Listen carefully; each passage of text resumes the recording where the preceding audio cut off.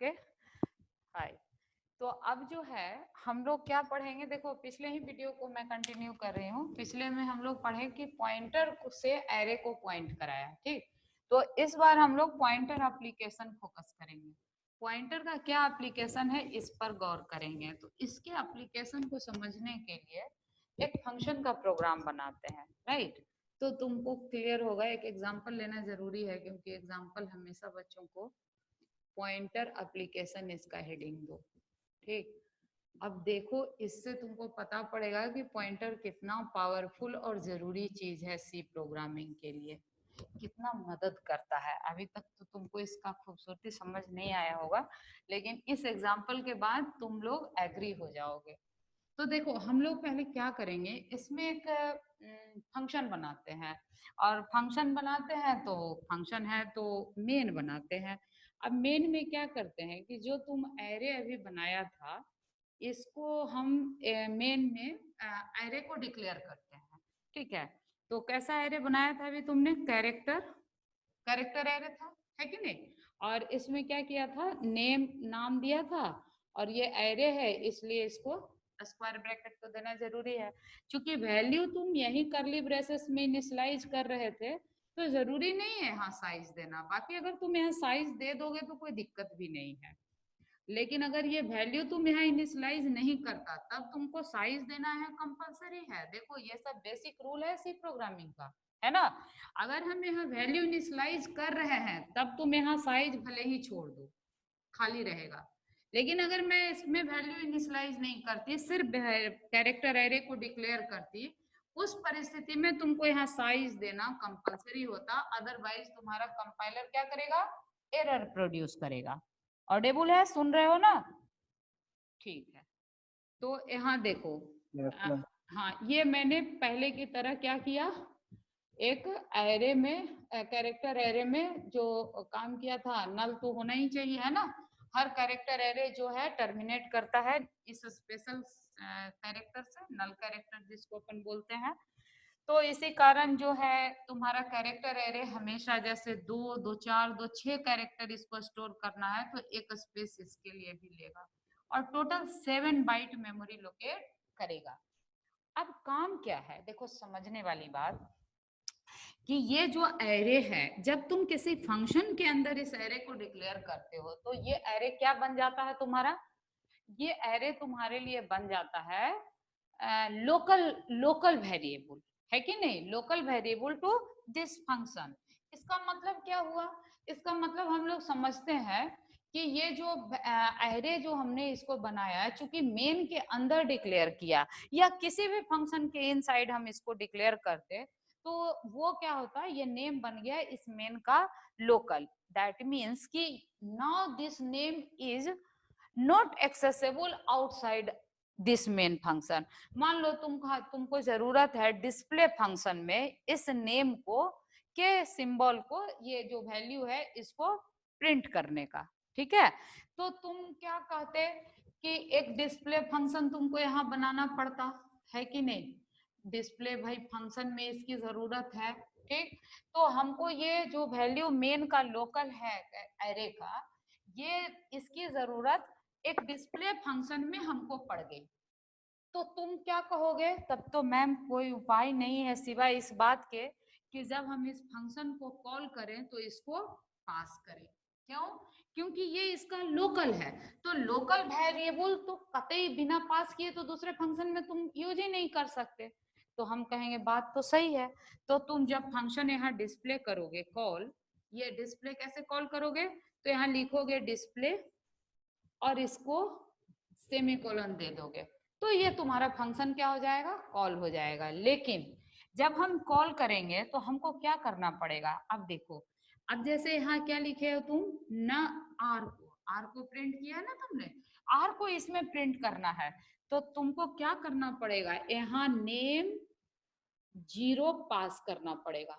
सही बात है कि नहीं, कि भाई अपने आप तो ये आर इसमें डायरेक्ट अगर तुम यहाँ प्रिंट नेम 0 लिखोगे तो it is not going to print.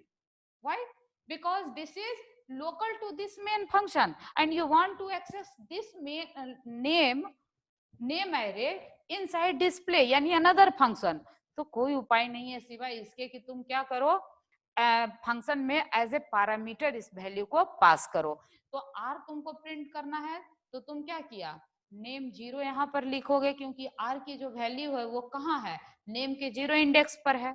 अब चूंकि यहाँ जब ये वैल्यू पास होगा तो कॉल बाय वैल्यू हम इस्तेमाल करें तो यहाँ कंप्यूटर को क्या दिखेगा, your computer will see here R, है कि नहीं।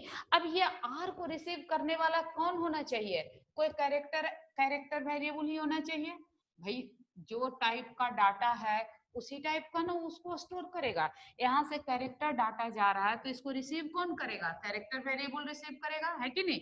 यहाँ कंप्यूटर को क्या दिखा, R, and now this R is copied into this variable, तो दिस वेरिएबल का जो डेटा टाइप है दैट मस्ट बी मैच, ये मैच होना चाहिए। तो तुम्हारा क्या हो गया, यहाँ कैरेक्टर टाइप एरे है तो यहाँ भी हमने कैरेक्टर वेरिएबल बना लिया तो ये जरूर मैच हो गया, नो प्रॉब्लम। तो तुम कहोगे yes ma'am, good, very good. अब हम लोग ऐसा करते हैं कि यहाँ एक प्रिंटफ स्टेटमेंट लिख देते हैं और प्रेम पूर्वक इसको क्या करते हैं, %c लिखा हमने और यहाँ ch लिख दिया, है कि नहीं। तो अब ये क्या करेगा जरा गौर से देखो, ये करेगा क्या, कहोगे कि यार प्रिंट करेगा, और तो क्या ही करेगा जो वैल्यू इसने क्या किया, पास किया, और इसने जिसको रिसीव किया उस वैल्यू को ch में, वही तो है ना। तो यहाँ ch मतलब क्या, there is some memory location that is ch, that's name is ch, और उस ch में क्या हुआ, यहाँ विजिबल नहीं है तो यहाँ लिखो ना ch, ठीक है। अब उस ch में क्या हुआ, यहाँ पर जो वैल्यू है, कॉल बाय वैल्यू का मतलब क्या होता है, we are passing value into this function. तो इस r को कॉपी किस में कर दिया है, ch के मेमोरी में। अब जब ये ch को प्रिंट करेगा तो ch में इसको दिख क्या रहा है, r दिख रहा है, r दिख रहा है तो ये क्या प्रिंट करेगा, r ही तो प्रिंट करेगा। तो देखो भाई, जब एक बार तुमने फंक्शन कॉल किया तो तुम्हारा ये r प्रिंट हो गया, है कि नहीं। अब तुमको फिर a प्रिंट करना है तो तुम कहोगे मैम ये तो बात तो आपकी सही है, तो हम लोग को फिर से डिस्प्ले लिखना पड़ेगा। यस, तो मैं कहूंगी यस रियली, आखिरकार के आप डिस्प्ले में फिर से लिखोगे तभी तो नेम तुम क्या करोगे, अब 1 पास करोगे, बोलो सही है कि नहीं, नेम 1 पास करोगे। तो अब की बार 1 में 1 पोजीशन पर तुमको क्या दिख रहा है कंप्यूटर को, ए, तो ch क्या रिसीव करेगा, ए, तो now this time it will print A. तो देखो तुम्हारा आउटपुट तो आ रहा है भाई, तुम्हारा जो आउटपुट है वो क्या हो रहा है, आ रहा है, लेकिन इसके लिए कॉस्ट क्या चुकाना पड़ रहा है, जरा इस पे भी गौर करना। तो कहोगे तो क्या हुआ मैम, आपने आर प्रिंट किया, ए प्रिंट किया, अब एस के लिए भी आप यहाँ लिखिए ना डिस्प्ले 2, फिर लिखिए डिस्प्ले नेम 3, इस तरह से जितने लेटर हमको प्रिंट करने हैं उतनी दफा हम डिस्प्ले कॉल कर लेते हैं। तो कहोगे उफ ये भी नहीं, इसको थोड़ा और अच्छा कर दीजिए। जब आप कह ही रही हैं कि डिस्प्ले नेम 0 लिखा आपने, यहाँ डिस्प्ले नेम 1 लिखा, फिर डिस्प्ले नेम 2 लिख रहे हैं, डिस्प्ले नेम 3 लिख रहे हैं, तो बार बार मत ना लिखिए, इसको लूप में डाल दीजिए। ये कहोगे तुम लोग कि इतना लिखने की जरूरत नहीं है, आप जो कर रही हैं बेकार काम कर रही हैं, आप इसको चुपचाप लूप में डाल दीजिए। तो लो मैं लूप में डाल देती हूँ, लूप में मैं इसको डाल देती हूँ। अब लूप में डालने के लिए मुझे क्या करना पड़ेगा, कुछ तो करना नहीं पड़ेगा विशेष, हम लोग बहुत बार लूप चलाए हुए हैं तो अच्छी तरह जानते हैं। फॉर लूप लिखा हमने, i बराबर 0 से शुरू किया, क्योंकि भाई यहाँ 0 से इंडेक्स शुरू हो रहा है, 0 1 2 3 4 5, तो यहाँ <6 कर देती हूँ मैं, है ना। 5 तक इसको जाना है, 5 तक ये प्रिंट करेगा और बार बार ये डिस्प्ले क्या होगा, कॉल होगा, तो यहाँ मैं आई लिख देती हूँ, ठीक है। तो कहोगे बस ये तो अब आसान हो गया ना, आपको जो 6-7 बार डिस्प्ले डिस्प्ले लिखना पड़ रहा था आप उससे बच गई हैं। मैं कहूंगी बात तो सही है, मेरे लिए तो ये आसान हुआ, पर क्या कंप्यूटर के लिए आसान हुआ कुछ भी लूप डालने से, तो मेरा जवाब होगा नहीं, कंप्यूटर के लिए कुछ नहीं आसान हुआ। तो सवाल उठता है कि कंप्यूटर के लिए मुश्किल क्या था जो आसान नहीं हुआ। तो देखो कंप्यूटर के लिए मुश्किल क्या था, जब कभी भी तुम किसी फंक्शन को कॉल करते हो तो तुम्हारा कंप्यूटर को कुछ इंटरनल वर्क करना पड़ता है। अब वो वर्क क्या करना पड़ता है, तो हमने कई बार तुम्हें समझाया है कि जब भी फंक्शन कॉल होता है तो कंट्रोल जो अभी यहाँ था, कंट्रोल यहाँ था का मतलब क्या होता है कि जो एग्जीक्यूशन यहाँ पर हो रहा था, नाउ दिस एग्जीक्यूशन स्टॉप्स, और control goes to which place, to definition. ये तो याद है सबको, है कि नहीं? कंट्रोल कहाँ ट्रांसफर होता है? जहां डेफिनेशन लिखा हुआ है। अच्छा देखो, जब ये ट्रांसफर किया यहाँ पर, तो यहाँ का जो एड्रेस है उसको कंप्यूटर कहीं ना कहीं स्टोर करके रखना पड़ेगा। क्यों? क्योंकि जब ये कंट्रोल यहाँ चला जाएगा तो फिर वापस तो इसको इसी प्लेस पर आना है ना।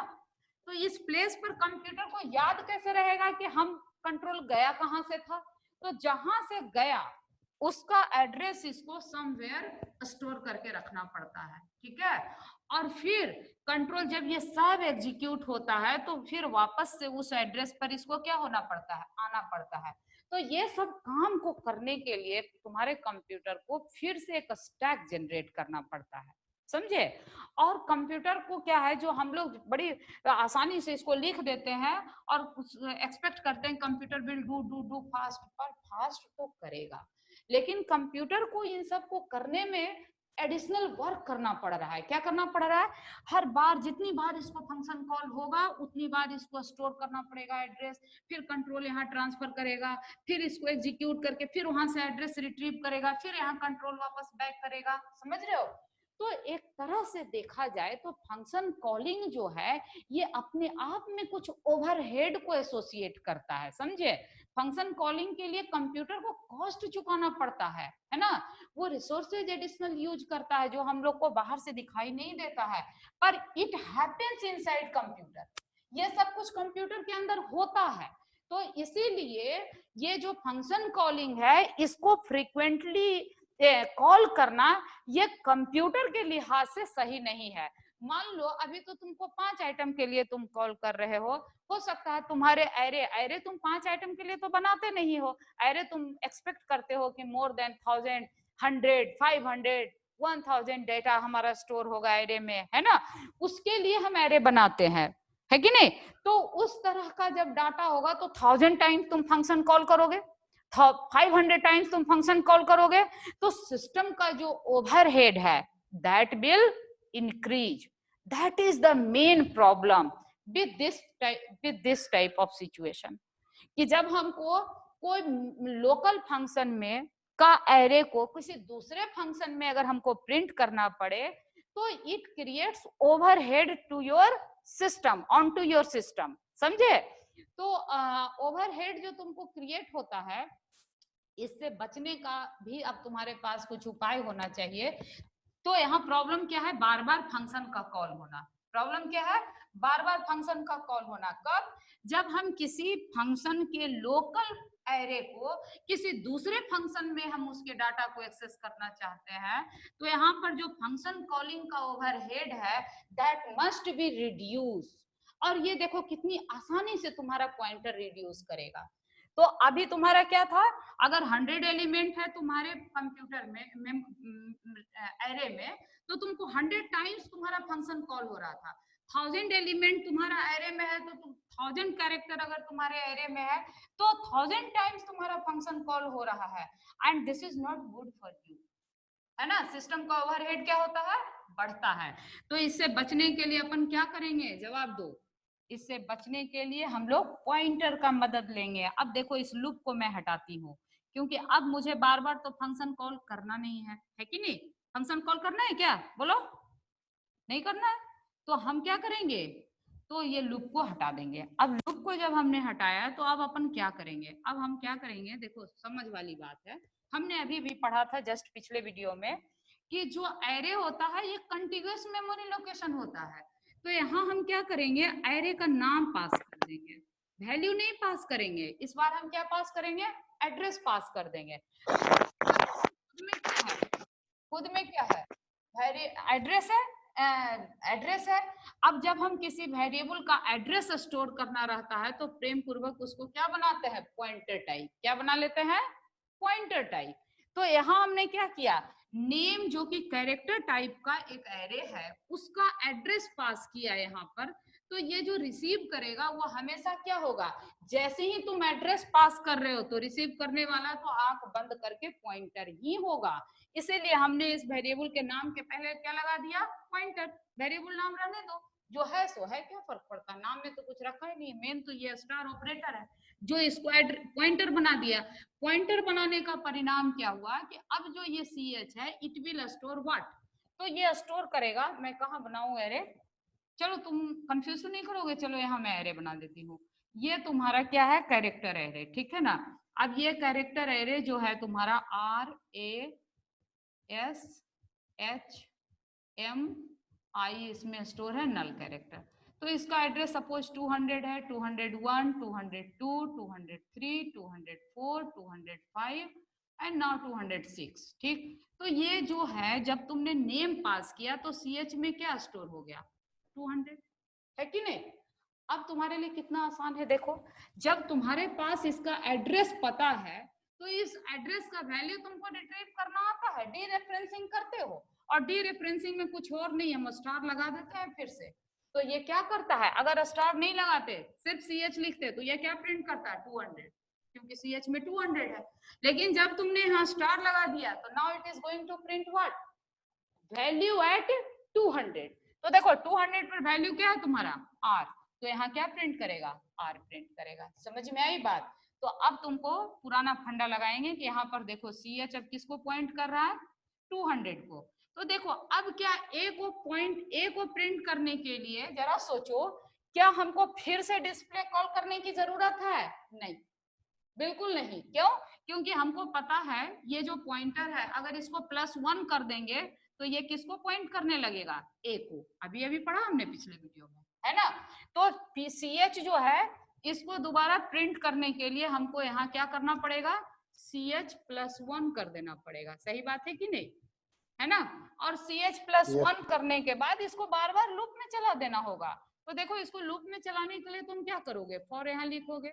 अब फॉर बराबर क्या हो जाएगा, I लेस देन व्हाट 6 और I प्लस प्लस, ठीक है। और इसके अंदर इसको चलाते रहो। तो ये क्या करेगा, नेक्स्ट टाइम CH क्या हो जाएगा 201, तो अब की बार ये क्या प्रिंट करेगा, A को। अब फिर से CH+1 हो जाएगा, अभी भी लूप कंडीशन ट्रू है, तो ये क्या हो जाएगा 202 यानी कि S। फिर क्या हो जाएगा 202 के बाद ऐसे ही प्रिंट होता जाएगा, 3 हो जाएगा, H हो जाएगा, है ना। फिर ये इंक्रीमेंट होगा, +1 फिर हो जाएगा, तो ये किसको पॉइंट करेगा, M को। देखो बार बार क्या कर रहे हो, इसमें +1 करते जा रहे हो, तो अब ये 203 हो गया, 203 पर H प्रिंट किया। नेक्स्ट टाइम फिर इसको इंक्रीमेंट करोगे तो अब ये क्या हो गया, 4 प्रिंट किया, तो ये क्या 4 पर क्या है तुम्हारा M है ना। फिर नेक्स्ट टाइम ये क्या हो जाएगा 5, तो ये I प्रिंट करेगा, है ना। ये I जब तुम्हारा प्रिंट कर दिया तो ये कंडीशन अब की बार क्या हो जाएगा, 6 में ये फेल कर जाएगा, है ना। 3 4 5 6, तो ये 6 में I लेस देन 6 कंडीशन क्या हो जाएगा, फॉल्स हो जाएगा, और तुम्हारा कंट्रोल लूप से बाहर हो गया, यानी फंक्शन क्लोज होगा। ये लूप का क्लोजिंग है, ये फंक्शन का क्लोज करो, और फंक्शन कंट्रोल कहाँ वापस ला के देगा, यहाँ पर। तो यहाँ जो फंक्शन कॉलिंग का ओवरहेड है वो तुमको कितनी बार कॉल हुआ, फंक्शन सिर्फ एक बार कॉल हुआ है कि नहीं। यहाँ भी लूप चला, लेकिन ये लूप किस लिए चला, पॉइंटर को इंक्रीमेंट करने के लिए चला, और पॉइंटर के इंक्रीमेंट में ओवरहेड नहीं है फंक्शन कॉलिंग की तरह, है ना। तो pointer increment is cheaper job than function calling, ठीक है ना। तो देखो अगर यहाँ पॉइंटर नहीं होता तो इस ओवरहेड को तुम घटा पाते, सोचो सिस्टम कितना स्लो होता, उसको कितना ज्यादा काम करना पड़ता और कितना टाइम लेता, है ना। तो हम हमेशा क्या चाहते हैं, कम काम में कम रिसोर्सेज में अधिक output, and that gives you pointer. समझ में आया। तो देखो ये एक पॉइंटर का बहुत सुंदर एप्लीकेशन मुझे लगा, तो इसको हमने तुम्हारे सामने डिस्कस किया। ये सही है, क्लियर है तुम लोग को, बिल्कुल क्लियर। अब देखो, हाँ अब देखो नेक्स्ट जो कल का क्लास होगा हमारा नेक्स्ट वीडियो में, वो हम तुम लोग को डिस्कस करेंगे स्ट्रिंग, है ना। स्ट्रिंग को तुम्हारा जो है, देखो इसको जानबूझ के मैंने कैरेक्टर एरे इसलिए लिया था कि जो है स्ट्रिंग को तुम किस तरीके से सी प्रोग्रामिंग में हैंडल कर सकते हो।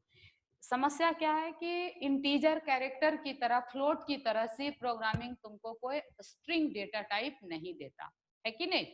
तब तुम्हारे पास क्या क्या ऑप्शन है स्ट्रिंग को स्टोर करने का।